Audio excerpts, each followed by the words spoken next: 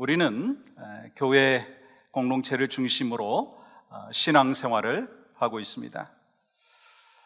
그렇다면 교회는 누가 세웠나요? 오늘 본문 사도행전 2장에 그 해답이 나와 있습니다. 예수님께서 승천하신 후 오순절에 성령님께서 강림하심으로 교회가 탄생했어요. 그리고 성령님의 강력한 역사하심으로 인해서 교회가 성장해 왔습니다. 그러므로 오순절로부터 초대교회가 시작되었고 오순절이 교회 창립일이다라고 말할 수가 있는 것이죠. 그러면 이 오순절은 어떤 날인가요? 오순절은 유월절, 장막절과 더불어서 이스라엘의 중요한 3대 절기 중에 하나입니다. 이 오순이라고 하는 단어는 50일째 되는 그 절기라고 하는 뜻입니다. 6월절 이후에 50일을 가리키는 거예요. 그래서 이 오순절을 다른 말로 말하면 77절이라고도 말하고, 그날이 보리를 추수해서 이 첫 열매를 드리는 날이라고 해서 맥추 감사절이다라고 부릅니다. 그러니까 이 오순절날 성령님께서 임하시면서 첫 열매가 생겼는데 그것이 바로 교회라고 하는 것입니다. 다시 말씀드려서 첫 열매를 드리는 날, 첫 열매인 교회가 탄생했다라고 하는 것입니다. 그래서 교회사의 새로운 역사와 새로운 시대가 열린 것이죠. 마찬가지예요. 우리 교회도 우리 성령님의 첫 열매인 줄 믿습니다. 그렇다면 이 어디에서 성령 강림이 있었는가라고 하는 것이죠. 여러분 1절 말씀 보시면 오순절 날이 이미 이름에 그들이 다 같이 한 곳에 모였더니, 그들이 다 같이 한 곳에 모여 있을 때 그곳에 성령님이 임하신 거예요. 지난 주일에 나눈 것과 같이 예루살렘을 떠나지 말고 성령님을 기다리라고 하시는 예수님의 명령에 순종하며 기다렸던 이 120여 명의 그 무리들이 성령님을 받았는데 바로 모여서 기도할 때 받았다라고 하는 거예요. 저는요, 말씀을 준비하면서 이런 꿈을 꿨어요. 아마 여러분과 저도 동일한 꿈이라고 생각을 합니다. 우리 교회에 나오시는 모든 성도님들이 예배 가운데 성령의 충만한 은혜가 있기를 소망합니다. 우리가 이를 위해서 기도해야 되는 것이죠. 그래서 모든 성도들이요, 예배 때마다 성령 충만하게 되면 하나님께서 공급하시는 힘, 하나님께서 공급하시는 능력을 경험하며 살아갈 수가 있다는 것이죠. 여러분, 성령님께서 언제 역사하셨습니까? 합심하여 열심히 기도할 때 역사하셨어요. 여러분, 아무리 많은 사람들이 모이고 아무리 좋은 프로그램이 있다 한다 할지라도 한 마음으로 주님을 바라보지 아니한다면, 하나 되지 못한다면 성령님의 역사하심이 없다라고 하는 거예요. 그렇지만 주님을 바라보면서 한 마음으로 기도할 때 성령님께서 역사하십니다. 여러분, 성령님께서는요, 성도들이 단지 그냥 모여 있을 때 그때 역사하는 것이 아니라 기도할 때 역사한다라고 말씀하셨어요. 여러분, 그렇기 때문에 여러분의 삶과 그리고 여러분의 가정과 우리 교회 공동체 가운데 성령님의 역사하심을 체험하기 위해서 우리가 어떻게 해야 되는가? 모여서 기도해야 된다라고 하는 것입니다. 그러므로 그 당시에 성전이 있었지만 그곳에 성령님이 임하신 것이 아니에요.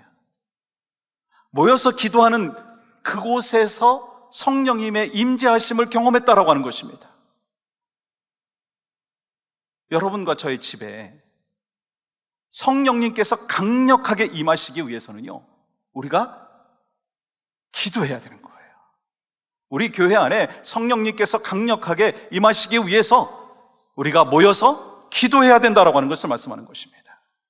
저는 선교지에 갈 때마다 참 성령님의 강력하신 그 역사하심을 경험합니다.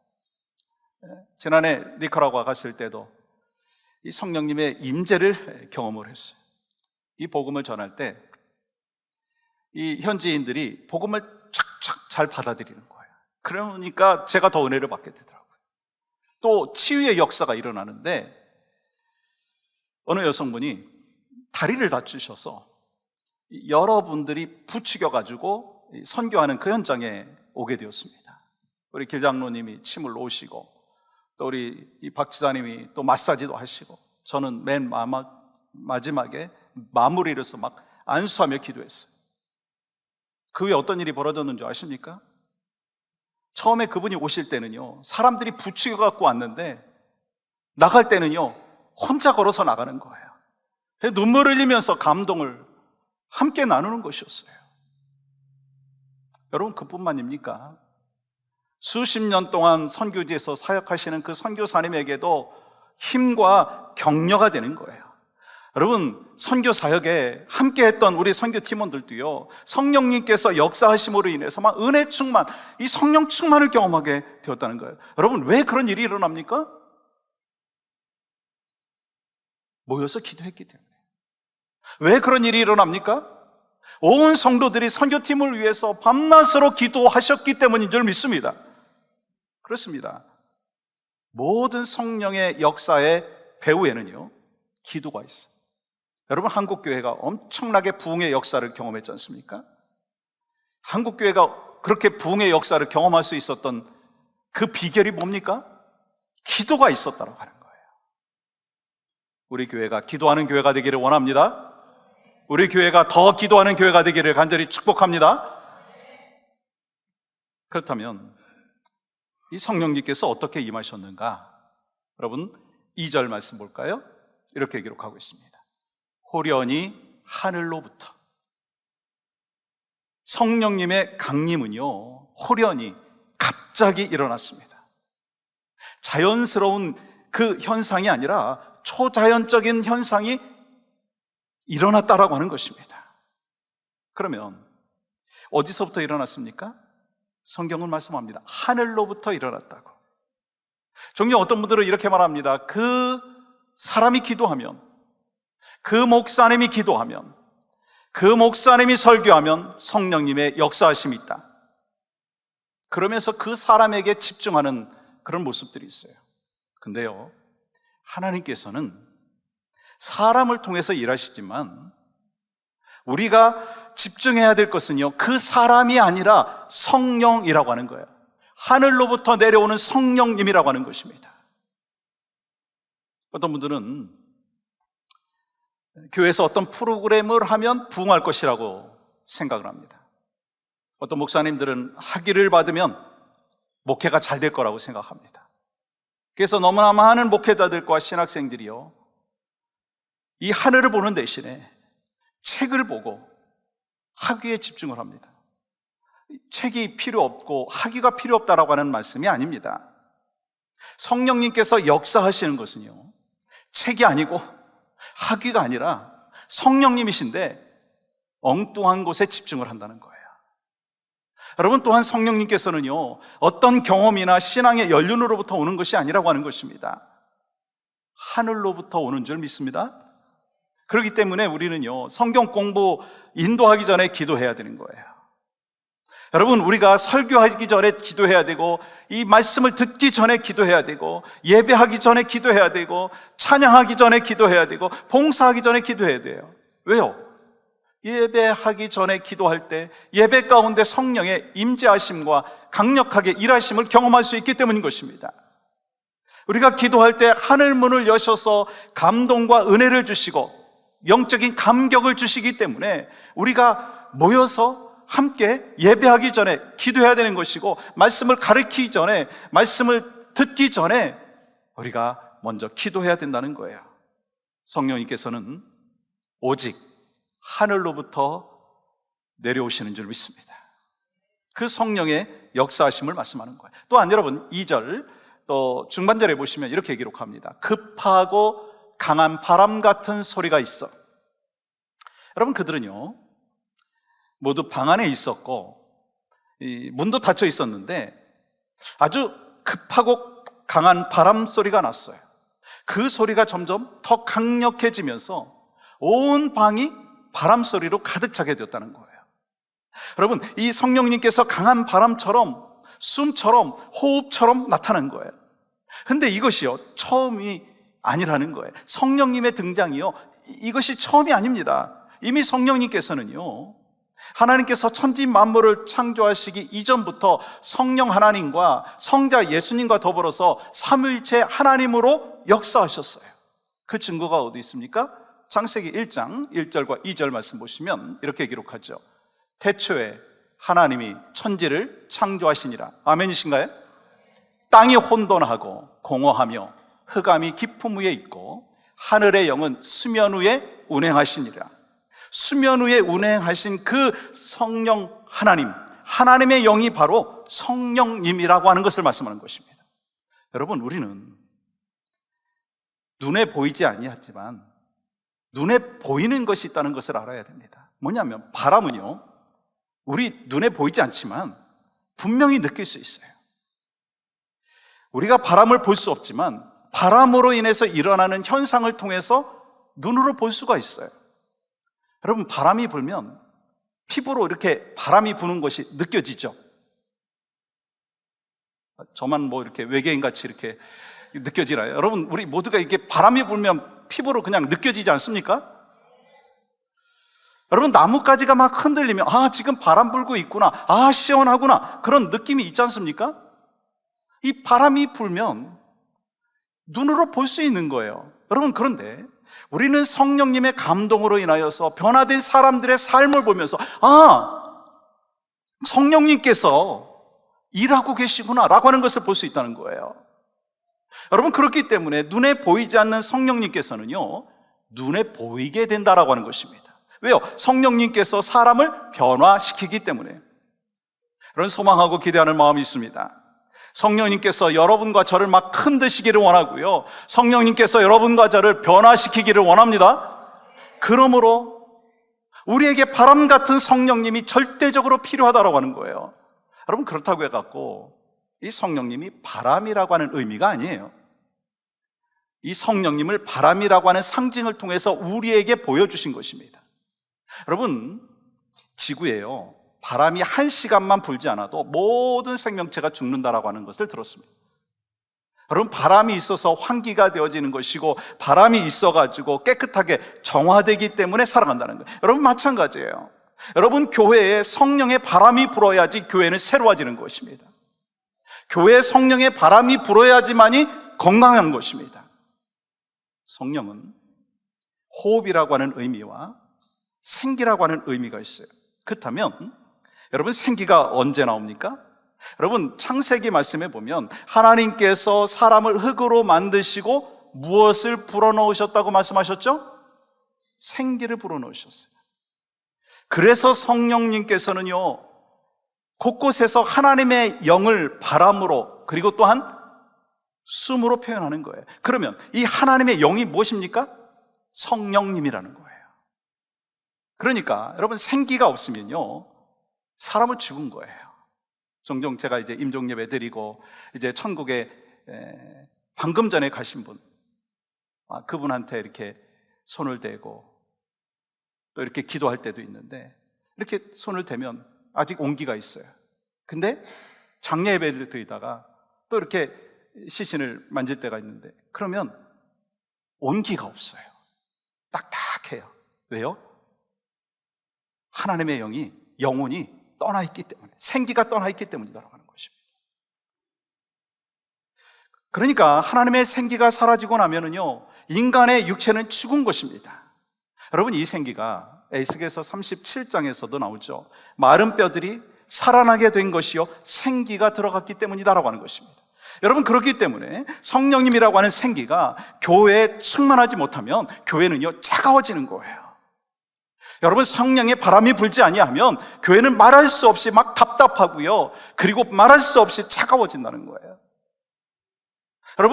여러분 안에 성령님의 역사하심이 일어나지 아니하면, 성령의 바람이 일어나지 아니하면 여러분이나 저나 차가운 사람이 되는 거예요. 답답하고 온기가 없고 드라이하고 그런 사람이 된다는 거예요. 그래서 성령의 바람이 불어올 때 그 사람은 뜨거움이 있고 생기가 있고 은혜가 있는 것이고, 성령의 바람이 불어오는 교회가 따뜻함이 있고 생기가 있고 은혜가 있고 기쁨이 있고 감사가 있습니다. 그러한 교회 공동체가 바로 우리 교회가 되기를 간절히 소망합니다. 여러분, 교회 건물이 아무리 아름답다 한다 할지라도, 음향이 뭐 잘 이렇게 준비가 되어 있다 한다 할지라도, 또 뭐 이 조명이 아무리 멋있다 한다 할지라도 성령의 바람이 불어오지 아니한다면 냉랭하다는 거예요. 그러므로 여러분 가정과 교회, 여러분의 삶의 모습 가운데 강력한 성령의 바람이 불어오기를 축복합니다. 오늘 또 급하고 강한 바람 같은 성령님이 임하셔서 우리 가운데 놀라운 일들이 일어나기를 간절히 소망합니다. 여러분, 또한 성령님께서 어떻게 임하셨습니까? 불의 혀처럼 갈라지는 것들이 그들에게 보였어요. 여러분 3절 말씀 보세요. 마치 불의 혀처럼 갈라지는 것들이 그들에게 보여 각 사람 위에 하나씩 임하여 있더니, 성령님께서 바람과 같이 임하셨을 뿐만 아니라 또한 불같이 오셨어요. 성도들 위에 불이 임하는 것이 보였는데요, 큰 불덩이가 내려온 것과 같았다 말씀하고 있어요. 그런데 여러분, 그 불이 갈라지면서 마치 혀처럼 생긴 불의 모습으로 각 사람 위에 임하셨다라고 하는 거예요. 그렇습니다. 여러분, 성령님께서 임하실 때 불같이 임하셨어요.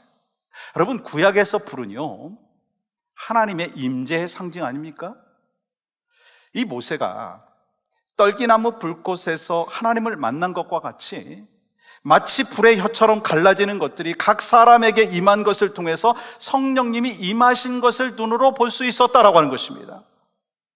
여러분, 시내산에서 주님께서 불로 임해 주셨고, 이스라엘 백성들이 광야 가운데 지나가는 그 과정 가운데 불기둥으로 인도하셨다는 사실을 여러분 아시죠? 마찬가지예요. 성령님께서 우리 가운데 임재하실 때 식어졌던 심령이 뜨거워지는 줄 믿습니다. 성령님께서 우리 안에서 역사하시고 일하시고 새바람이 불어올 때 여러분과 저의 그 심령 가운데는 뜨거움이 있고 열정이 있고 또한 감사의 고백이 있고 기쁨과 감격이 있다라고 하는 것을 분명히 우리는 알고 있습니다. 그러한 은혜가 있기를 간절히 소망합니다. 여러분, 그렇기 때문에 성령 충만을 입은 사람은요, 뜨거워요. 말이나 행동이나 얼굴이요, 달라져 보여요. 여러분과 저의 얼굴이 달라지고 말과 생각이 달라지고 우리 일상이 달라지는 은혜가 있기를 간절히 소망합니다. 여러분, 불의 특징 몇 가지가 더 있더라고요. 언제나 불은요, 위를 향합니다. 마찬가지예요. 여러분, 성령의 사람은 언제나 하늘을 향합니다. 하나님의 은혜를 소망하고 주님만 바라본다는 거예요. 또한 불은요, 옆으로 전형합니다. 그러니까 성령 받은 사람만이 주변에 있는 사람들에게 복음을 전하게 되는 것입니다. 또한 불은요, 하나 되게 만드셔요. 이 성령 충만 받은 12제자들 뿐만 아니라 이 120명의 무리들은요, 교회를 시작하는 창립 멤버들이었습니다. 여러분, 그들 중에 다양한 사람들이 있지 않습니까? 남자들도 있었고 여자들도 있었고 실패한 제자들도 있었고 예수님을 좀 못마땅하게 여겼던 예수님의 동생들도 있지 않았습니까? 근데 과거는요, 중요하지 않았어요. 이전의 신분이 중요하지 않았습니다.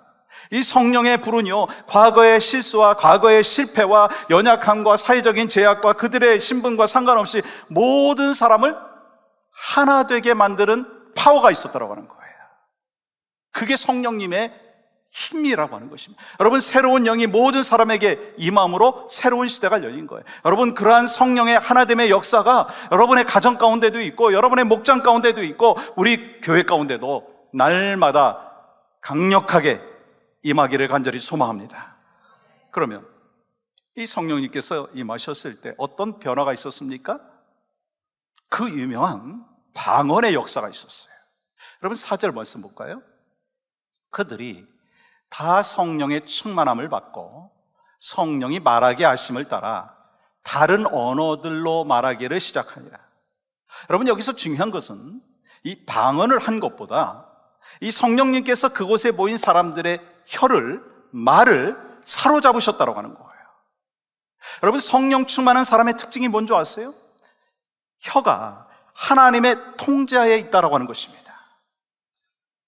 성령 충만한 사람들은요, 자기 의지대로 말하지 아니하십니다. 성령 충만한 사람들은요, 성령의 말하게 하심을 따라 말하는 거예요.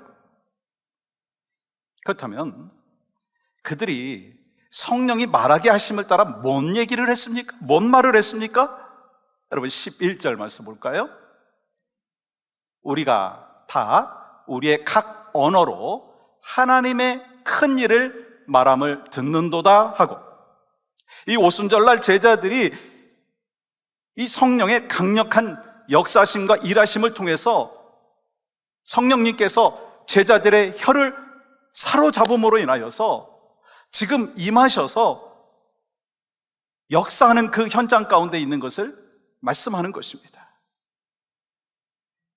여러분, 그러면 여러분과 제가 이 성령의 충만한 은혜를 경험하게 되면 우리의 혀를 내가 컨트롤하는 것이 아니라 성령님께서 컨트롤하신다는 거예요. 성령님의 사로잡힘을 경험하게 된다는 거예요. 전 소망하는 마음이 있습니다. 저에게 성령님께서 날마다 매 순간마다 임하심으로 인하여 제 혀를 사로잡고, 그래서 성령이 말하게 하심을 따라서 말하기를 원합니다. 여러분, 저는 소망하는 마음이 있습니다. 여러분과 저의 일생 가운데, 여러분 가정 가운데 성령님께서 여러분의 그 혀를 사로잡음으로 인하여 성령님께서 말하게 하심을 따라 말할 수 있는 그러한 은혜가 있기를 원합니다. 여러분의 입술에 가득한 것이 뭔가요? 여러분은 무슨 이야기를 하면서 하루하루를 살아가십니까? 혹시 정치 이야기만 하지 않습니까? 경제 이야기만 하지 않습니까? 맨 남 이야기만 하지 않습니까? 뭐 연예인 이야기만 혹시 하고 날마다 살아가는 거는 아니냐라고 하는 것입니다. 여러분, 성령 충만한 사람은요, 그 입에서 하나님 나라에 대해서 말한다는 거예요. 왜냐하면 말하지 않고는 견딜 수 없는 그 그리스도의 심장이 심령 가운데 있기 때문인 것입니다. 예를 들어서 여러분 시편 말씀을 보시면 많은 부분이 다윗이 이 하나님 앞에 올려드린 그 찬양의 고백 아닙니까? 성령 충만한 가운데 이 다윗이요, 온통 하나님 앞에 그 감사의 고백, 그 찬양의 고백을 하고 있는 거예요. 여러분, 여러분과 저의 입술이 변하는 역사가 있기를 원합니다. 여러분, 4절 후반절 이렇게 기록하죠. 다른 언어들로 말하기를 시작하니라.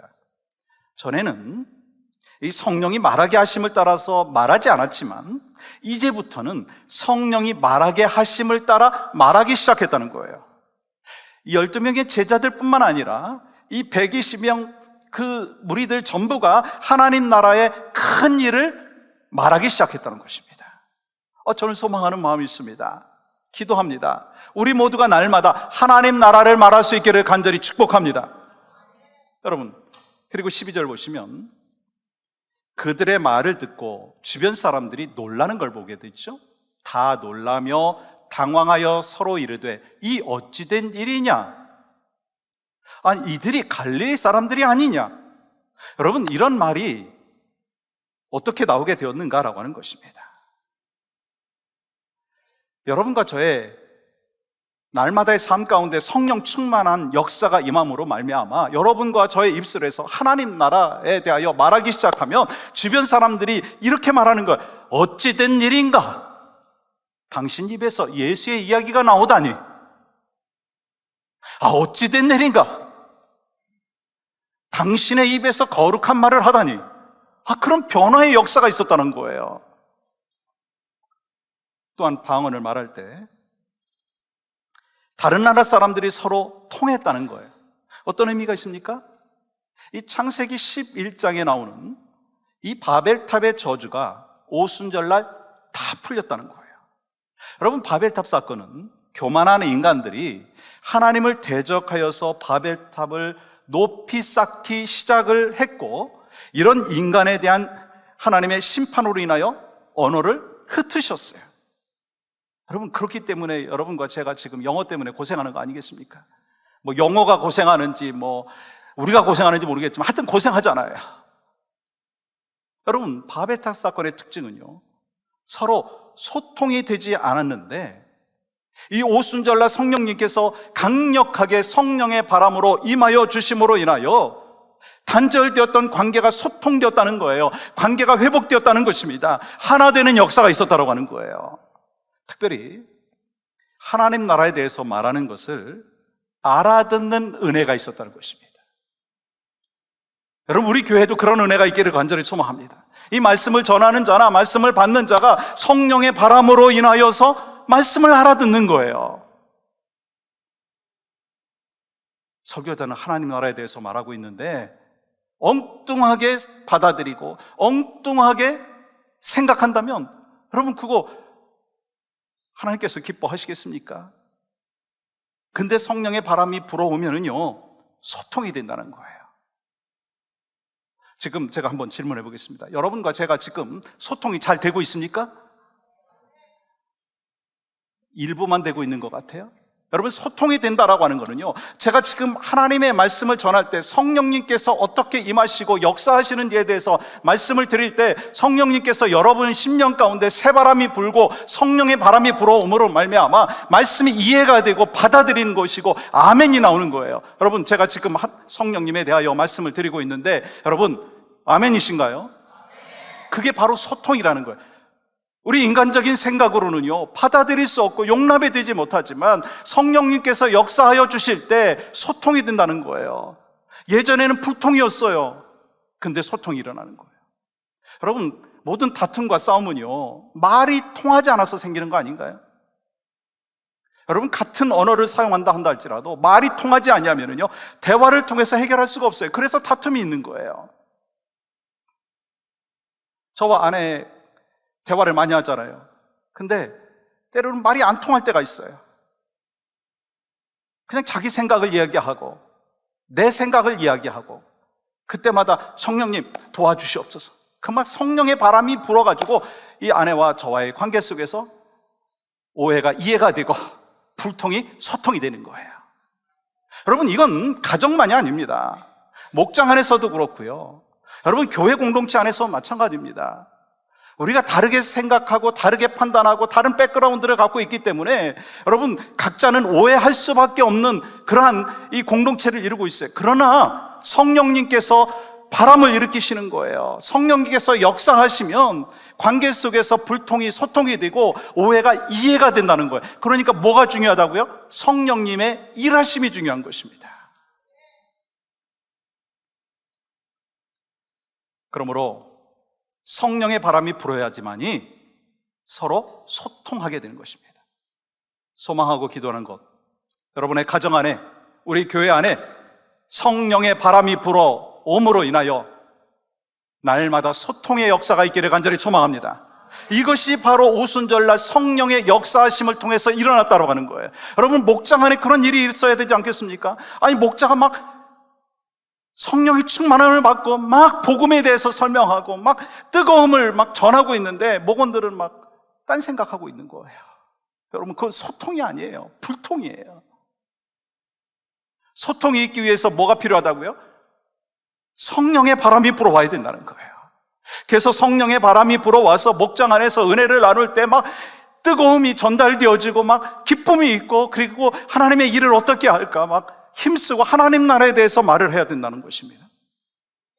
그런 지금까지 제가 말씀드린 성령의 역사하심을 보면 세 가지 단어가 나와요. 들었고, 보았고, 말하였다. 그들은 성령의 소리를 들었고, 그들은 불의 혀같이 갈라짐을 보았어요. 그리고 그들은 그 다음에 말하기를 시작했습니다. 여러분, 이러한 성령의 역사가 어디에 있어야 되겠습니까? 여러분과 저의 삶 가운데, 우리의 가정 가운데, 교회 가운데 있기를 간절히 소망합니다. 우리 모두가 하나님의 영광을 듣고 하나님의 영광을 보고 하나님의 영광을 말하는 그 축복과 은혜가 있어야 되는 것입니다. 여러분, 그러면 성령의 역사가 있을 때 사람들은 그럼 어떻게 반응했습니까? 12절과 13절 말씀 볼까요? 다 놀라며 당황하여 서로 이르되 이 어찌된 일이냐 하며, 또 어떤 이들은 조롱하여 이르되 그들이 새 술에 취하였다 하더라. 하나님이 일하실 때 어떤 이들은 거부하고 이해하지 못해서 조롱하며 술 취했다고 말했다라고 하는 것입니다. 다시 말해서 제정신이 아니라는 거예요. 아, 저 사람들 제정신이 아니야. 근데 가만히 여러분 생각해 보면 그들의 말이 꼭 틀린 게 아니에요. 그렇지 않습니까? 실제로 성령 충만과 이 술 취함은요, 증상이요, 좀 비슷해요. 혹시 술에 취해 본 적이 없기 때문에 난 성령 충만도 모르겠고 뭐 술 취한 것도 모르겠다, 그런 분 혹시 계십니까? 여러분 제 말을 잘 들어보세요. 눈으로 보았든지 또 뭐 경험했든지 여러분들 가운데 그런 분들이 계실 거예요. 여러분 술 취하면 어떻습니까?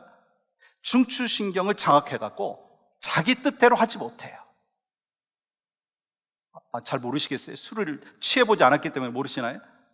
또한 이 성령 충만하면요, 성령님께서 그 사람을 막 장악을 해갖고 자기 뜻대로 하지 못합니다. 여러분 비슷하잖아요? 여러분 술 취하면요, 혀가 어떻게 돼요? 정말 이 술을 전혀 안 드셔보셔가지고 이 소통이 안 되는 것 같아요. 그런 사람이라도 보셨잖아요. 안 보셨어요? 여러분 술에 취하면 혀가 꼬부러져요.